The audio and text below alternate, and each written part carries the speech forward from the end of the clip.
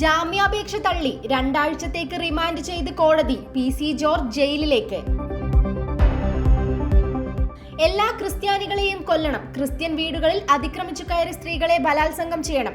വംശഹത്യ ആഹ്വാനവുമായി ഛത്തീസ്ഗഡിലെ ഹിന്ദുത്വ നേതാവ്.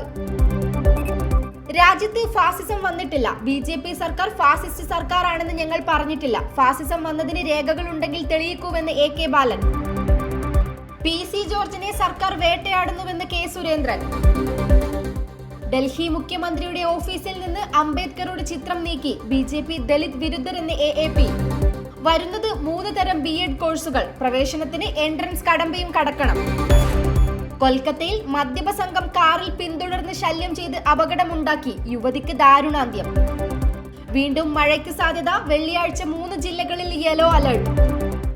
മനുഷ്യ വന്യജീവി സംഘർഷം. മുഖ്യമന്ത്രി ഉന്നതതല യോഗം വിളിച്ചു. ട്രംപിന്റെ ഭീഷണിയിൽ തകർന്ന് ഇന്ത്യൻ ഓഹരി വിപണി. നിക്ഷേപകരുടെ നഷ്ടം 4.36 ലക്ഷം കോടി.